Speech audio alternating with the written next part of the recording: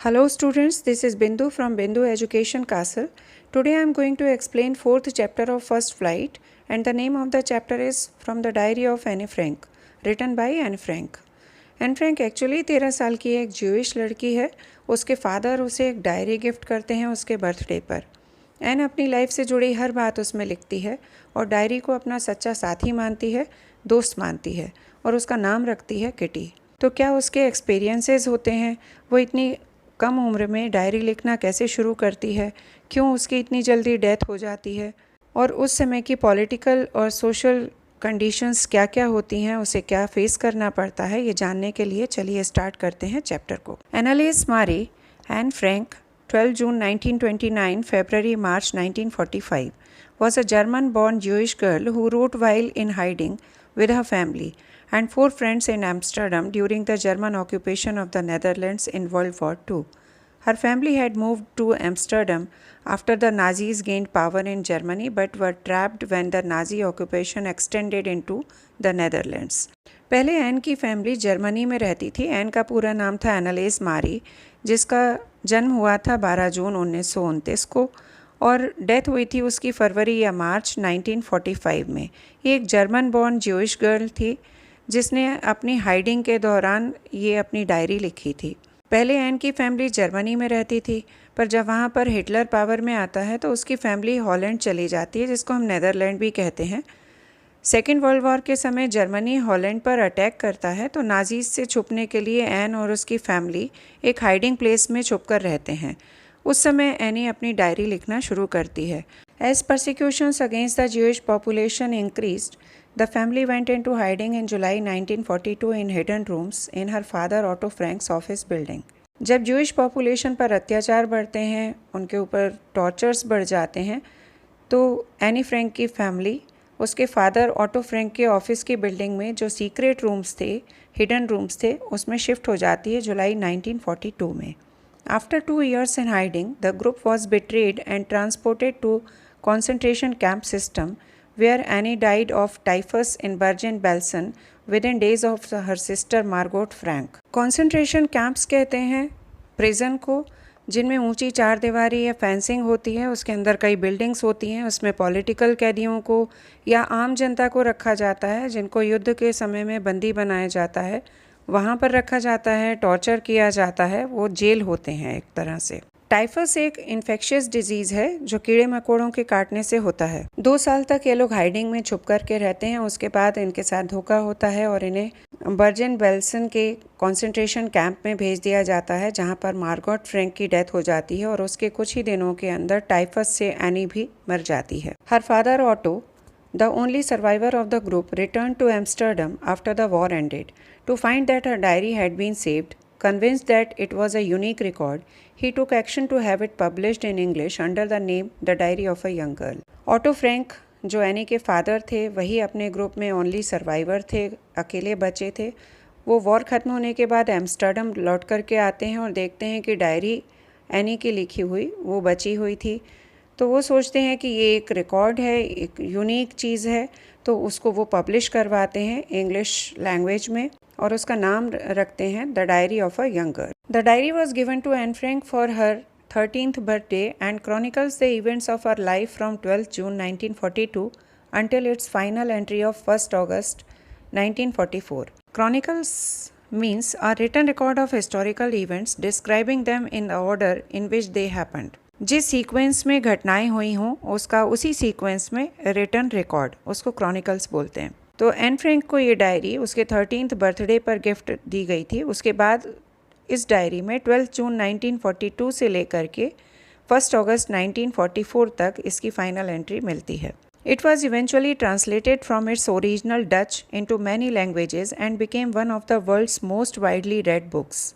Eventually means finally इसका translation कई सारी लैंग्वेजेस में हुआ। ओरिजिनली ये डच लैंग्वेज में लिखी गई है और बाद में जाकर के ये वर्ल्ड की सबसे ज़्यादा पढ़ी जाने वाली बुक बनी। There have also been several films, television and theatrical productions and even an opera based on the diary. बाद में इस डायरी के ऊपर बेस्ड बहुत सारी फिल्म बनी, टेलीविज़न और थिएट्रिकल प्रोडक्शंस बने और इवन ओपेरा भी उस पर बनाए गए।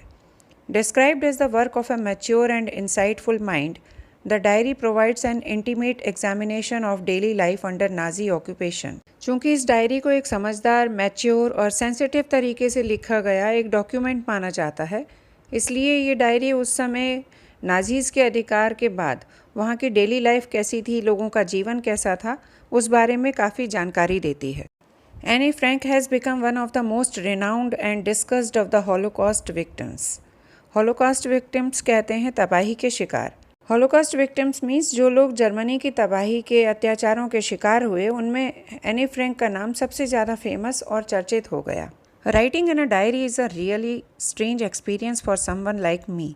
Not only because I have never written anything before, but also because it seems to me that later on, neither I nor anyone else will be interested in the musings of a 13-year-old schoolgirl. Musings कहते हैं thoughts को, विचारों को. Anne Frank कह रही हैं कि diary लिखना मेरे लिए सचमुच में एक स्ट्रेंज एक्सपीरियंस है, अजीब एक्सपीरियंस है, सिर्फ इसलिए नहीं कि मैंने आज तक कभी कुछ भी नहीं लिखा, बल्कि इसलिए भी कि बाद में आगे जा कर के मुझे ऐसा लगता है कि ना मैं इंटरेस्टेड होंगी, ना कोई और ये जानने में इंटरेस्टेड होगा कि एक 13 साल की स्कूल जाने वाली लड़की के क्या विचार हैं या वो क्या सोचती है. Oh well, it doesn't matter. I feel like writing and I have an even greater need to get all kinds of things off my chest. तो वो कहती है कि इससे मुझे कोई फ़र्क नहीं पड़ता कि कोई क्या सोचता है, मैं लिखना चाहती हूँ और इससे भी ज़्यादा ज़रूरत है कि मेरे मन में जो कुछ भी है वो सभी चीज़ें मैं बाहर निकाल सकूं. Paper has more patience than people. I thought of this saying on one of those days when I was feeling a little depressed and was sitting at home with my chin in my hands, bored and listless, wondering whether to stay in or go out. Listless होता है with no energy or interest. तो एक दिन मुझे ये कहावत याद आती है, ये सेइंग याद आती है कि paper has more patience than people. लोगों से ज़्यादा पेपर्स में पेशेंस होता है, धीरज होता है. और ये मैं तब सोच रही थी जबकि मैं बैठी हुई थी, डिप्रेस्ड थी, अपनी चिन, अपनी ठोड़ी अपने हाथों पर रख कर के बैठी थी, बोर महसूस कर रही थी, लिस्टलेस फील कर रही थी, विदाउट एनर्जी फील कर रही थी और ये सोच रही थी कि मैं यहाँ रुकूँ या बाहर जाऊँ. Finally stayed where I was brooding. Yes, paper does have more patience and since I am not planning to let anyone else read this stiff-backed notebook, grandly referred to as a diary, unless I should ever find a real friend, it probably won't make a bit of difference.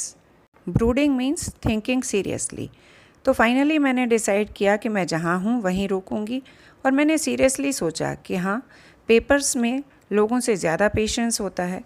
चूँकि मैं ऐसा कुछ plan नहीं करी थी कि कोई और इस डायरी को या स्टिफ बैग नोटबुक जो है हार्ड कवर वाली, उसको कोई पढ़े तब तक जब तक कि मुझे कोई सच्चा दोस्त नहीं मिल जाता और इससे शायद कोई फ़र्क भी नहीं पड़ता. एक्चुअली एनी क्यों कहती है कि पेपर में ज़्यादा पेशेंस होता है लोगों के मुकाबले, इसलिए क्योंकि जब आप लोगों से अपनी बातें शेयर करते हैं, उनको अपनी प्रॉब्लम्स बताते हैं, तो वो कुछ ही समय में बोर हो जाते हैं. पर आप पेपर पर जब अपनी फीलिंग्स शेयर करते हैं, अपने थॉट्स लिखते हैं, तो वो कभी बोर नहीं होता. आप जितना चाहें उतना लिख सकते हैं, वो कभी रिएक्ट नहीं करता. आप अपनी जो भी फीलिंग शेयर करते हैं वो अपने तक रखता है, सीक्रेट रखता है और आपकी हर बात को पेशेंटली सुनता है. इसलिए एनी कहती है paper has more patience than people. Now I am back to the point that prompted me to keep a diary in the first place. I don't have a friend.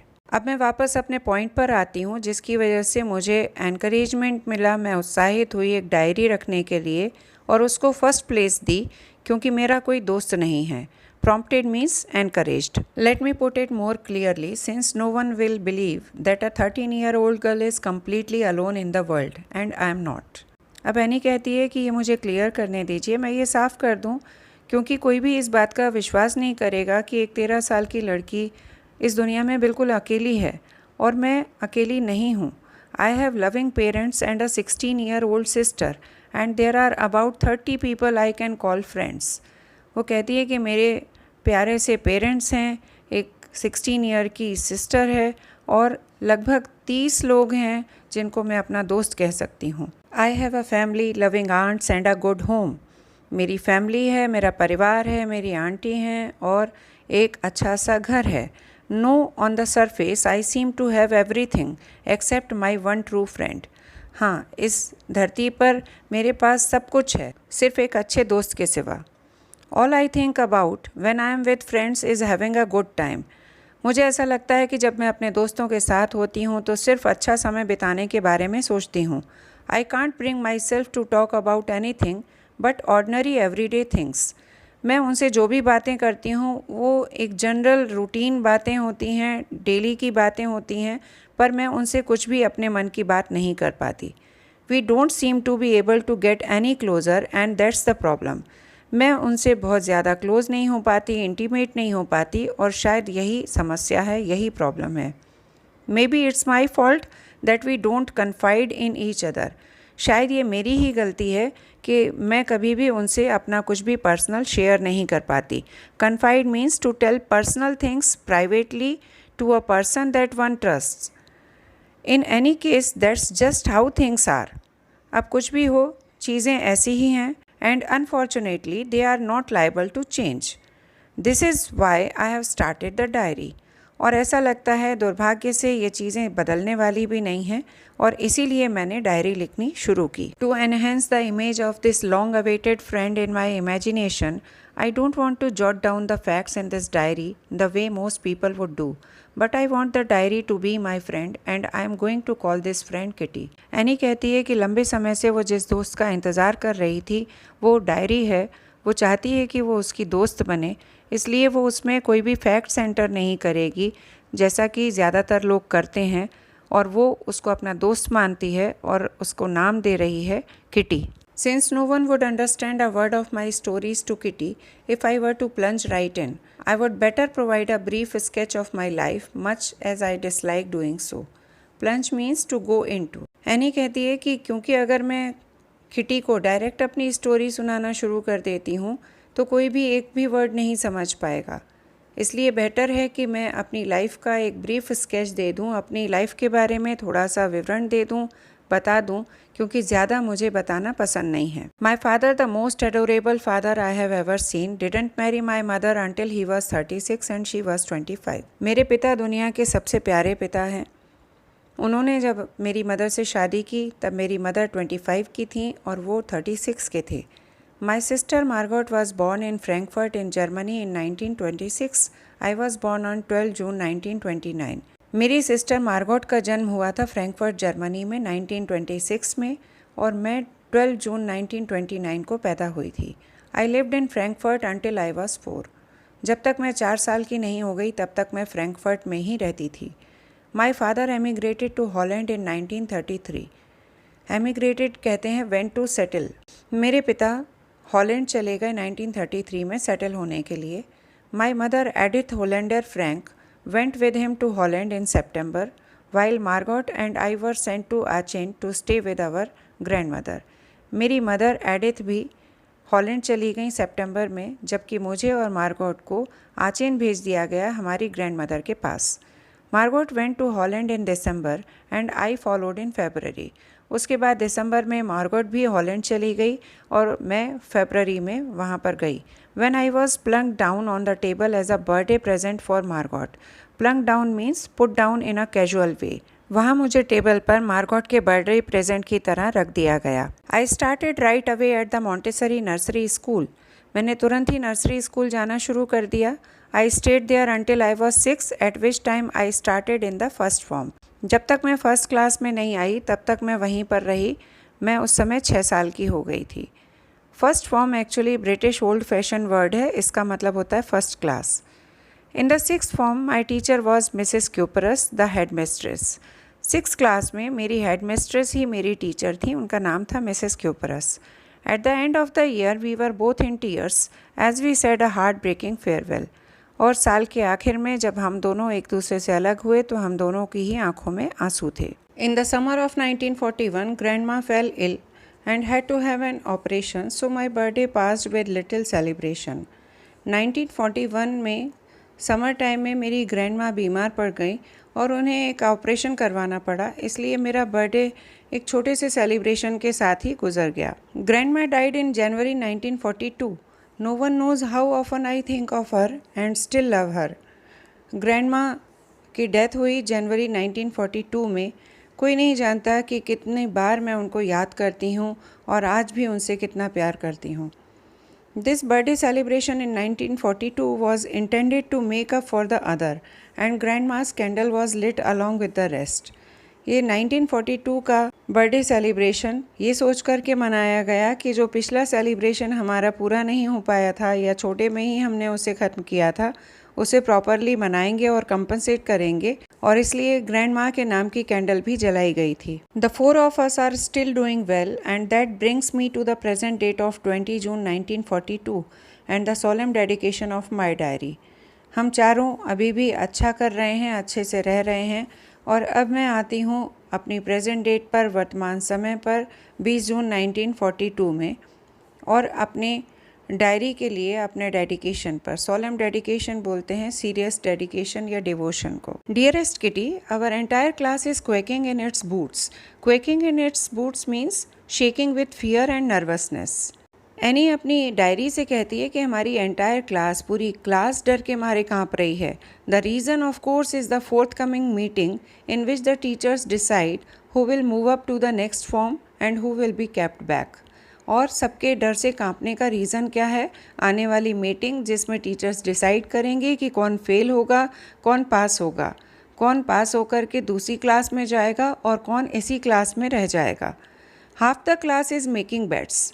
आधी class जो है वो bets लगा रही है, शर्त लगा रही है। GN and I laugh ourselves silly at the 2 boys behind us. GN Anne की सहेली है, वो और एन दोनों हंस रही हैं उन 2 लड़कों पर जो इनके पीछे बैठे हैं और जिनका नाम है CN and Jacques. CN and Jacques who have staked their entire holiday savings on their bet. और वो दोनों ने अपनी पूरी हॉलीडे की बचत इन शर्तों पे ही लगा दी है। स्टेक मीन्स दांव पर लगाना। From morning to night it's you are going to pass, no I am not, yes you are, no I am not. Even these pleading glances and my angry outburst can't calm them down. सुबह से लेकर रात तक वो दोनों यही बोल रहे हैं कि तुम पास होने वाले हो, नहीं मैं नहीं होने वाला, हाँ तुम पास होने वाले हो, नहीं मैं नहीं होने वाला। इवन जी ने भी उनकी तरफ रिक्वेस्ट भरी नज़रों से देखा, प्लीडिंग मीन्स रिक्वेस्टिंग, और मेरी गुस्से वाली नज़रों से भी वो लोग शांत नहीं हुए, उन्होंने बेट लगाना बंद नहीं किया। If you ask me there are so many dummies that about a quarter of the class should be kept back. अब एन कहती है कि मेरे हिसाब से इस क्लास में 1/4, क्वार्टर मीन्स 1/4 डमीज़ हैं। डमीज़ मतलब पढ़ाई में बहुत वीक हैं, जिनको पास नहीं करना चाहिए, इसी क्लास में रोक लेना चाहिए, रिटेन करना चाहिए। But teachers are the most unpredictable creatures on earth. पर साथ में एन ये भी कहती है कि टीचर्स अनप्रेडिक्टेबल होते हैं, उनके बारे में पहले से कुछ भी अंदाज़ लगाना बहुत मुश्किल है। I am not so worried about my girlfriends and myself. Anne कहती है कि मैं अपनी फ्रेंड्स को लेकर के और ख़ुद को लेकर के बिल्कुल चिंतित नहीं हूँ, परेशान नहीं हूँ। विल मेक इट, हम लोग पास हो जाएंगे। The only subject I am not sure about is maths. बस एक ही सब्जेक्ट है जिसके बारे में मैं श्योर नहीं हूँ, वो है maths. Anyway all we can do is wait. खैर हम सब जो कर सकते हैं वो सिर्फ इंतज़ार है। Until then we keep telling each other not to lose heart. और जब तक हमारा रिजल्ट नहीं आता तब तक हम एक दूसरे से कहते रहते हैं कि उम्मीद ना खोएं और अपना हौसला बनाए रखें। I get along pretty well with all my teachers. Anne कहती है कि उसकी अपनी टीचर्स के साथ बहुत अच्छी ट्यूनिंग है, उनसे अच्छी बनती है। There are 9 of them, 7 men and 2 women. वो बताती है कि उनके टीचर्स 9 हैं, जिसमें से 7 मेल हैं और 2 फीमेल हैं। Mister Keesing, the old foggy who teaches maths, was annoyed with me for ages because I talked so much. Any कहती है कि मिस्टर कीजिंग जो कि एक ओल्ड फैशन पर्सन है, वो मुझसे सदियों से जैसा लगता है नाराज़ हैं। वो मैथ्स पढ़ाते हैं मुझे, और मुझसे नाराज़ इसलिए हैं क्योंकि मैं बहुत ज़्यादा बात करती हूँ। आफ्टर सेवरल वार्निंग्स ही असाइंड मी एक्स्ट्रा होमवर्क। कई बार वार्न करने के बाद उन्होंने मुझे एक्स्ट्रा होमवर्क दिया। एन ऐसे on the subject a chatter box. एक ऐसे लिखने के लिए दिया जिसका सब्जेक्ट था चैटर बॉक्स। चैटर बॉक्स बोलते हैं उसको जो बहुत ज़्यादा बात करता है, one who speaks too much. A chatter box, what can you right about that. अब एन सोच रही है चैटर बॉक्स, उसके बारे में क्या लिखा जा सकता है। I would worry about that later. I decided I jotted down the title in my notebook. मैंने सोचा इसके बारे में बाद में सोचूंगी. मैंने डिसाइड किया और jotted down means wrote down. मैंने उस टाइटल को अपने नोटबुक में लिखा, tucked it in my bag and tried to keep quiet. उसे अपने बैग में रखा और चुप रहने की, शांत रहने की कोशिश की. That evening after I had finished the rest of my homework, the note about the essay caught my eye. उस शाम जब मैंने अपना बाकी का होमवर्क फिनिश कर लिया तब मेरा ध्यान उस ऐसे की तरफ गया. I begin thinking about the subject while chewing the tip of my fountain pen. मैंने उस सब्जेक्ट के बारे में सोचना शुरू किया और सोचते हुए अपना फाउंटेन पेन की टिप चबाने लगी. Anyone could ramble on and leave big spaces between the words, but the trick was to come up with convincing arguments to prove the necessity of talking. अब एन कहती है, ramble on का मतलब होता है talk और right aimlessly for long. लिखना या बोलना बिना सोचे समझे ऐसे ही बोलते चले जाना या लिखते चले जाना. कन्विंसिंग आर्ग्यूमेंट मतलब ऐसे आर्ग्यूमेंट या तर्क देना जिससे कि लोगों को उस पर विश्वास हो सके. अब एन कहती है कि अगर कोई और होता तो वो वर्ड्स के बीच में काफ़ी सारा स्पेस छोड़ता और कुछ भी यूं ही लिखता चला जाता. पर होना ये चाहिए कि ऐसे कन्विंसिंग आर्ग्यूमेंट्स दिए जाएं, ऐसे तर्क दिए जाएं कि पढ़ने वाले को उस पर यकीन हो, साथ ही बात करने की ज़रूरत को भी प्रूव किया जा सके. I thought and suddenly I had an idea. मैं सोचती गई और अचानक ही मुझे एक आइडिया आया. I wrote the 3 pages Mr. Keesing had assigned me and was satisfied. मैंने वो 3 पेजेस जो कि मिस्टर कीजिंग ने मुझे दिए थे लिखने के लिए, असाइन किए थे, वो मैंने लिखे और मैं सेटिस्फाई हो गई. I argued that talking is a student's trait and that I would do my best to keep it under control.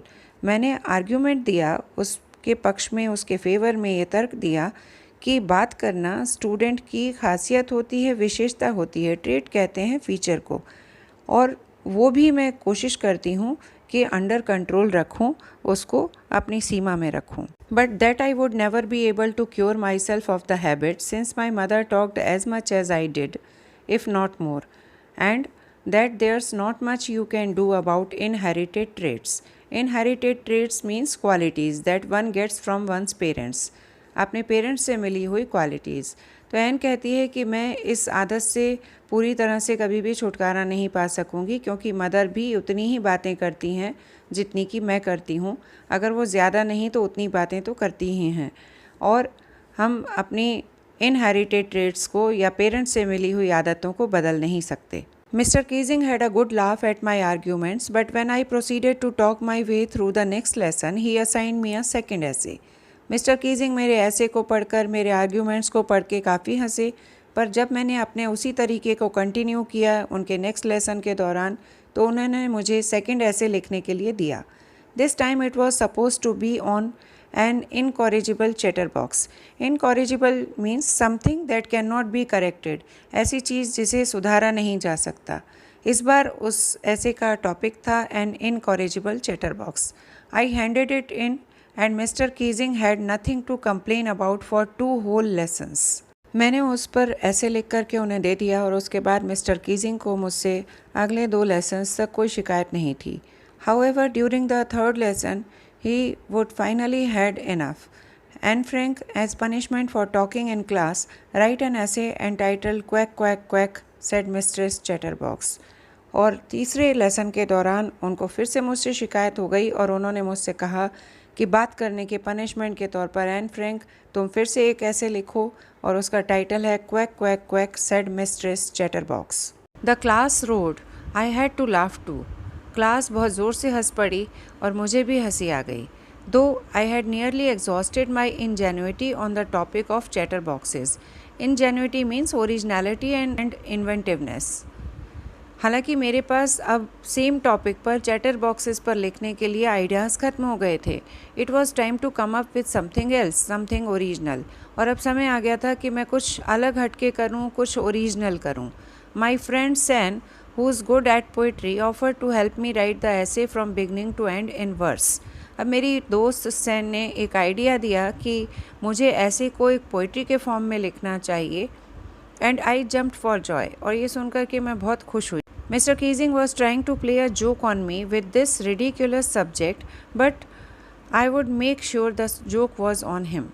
मैंने सोचा कि मिस्टर कीजिंग इस तरह का सब्जेक्ट दे के टॉपिक दे करके मुझसे मजाक कर रहे हैं और इस बार उनका ही मजाक हो जाएगा. I finished my poem and it was beautiful.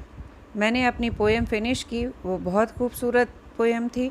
It was about a mother duck and a father swan with 3 baby ducklings who were bitten to death by the father because they quacked too much.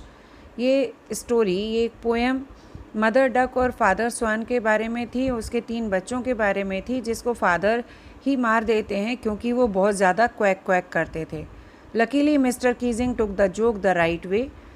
किस्मत अच्छी थी मेरी, luckily mister Keesing ने उसको positively लिया. He read the poem to the class, adding his own comments and to several other classes as well. Mister Keesing ने वो poem पढ़ी क्लास में, उस पर अपने कमेंट्स ऐड किए और इसके अलावा और दूसरी क्लासेस में भी उन्होंने वो पोएम पढ़ के सुनाई. Since then I have been allowed to talk and haven't been assigned any extra homework.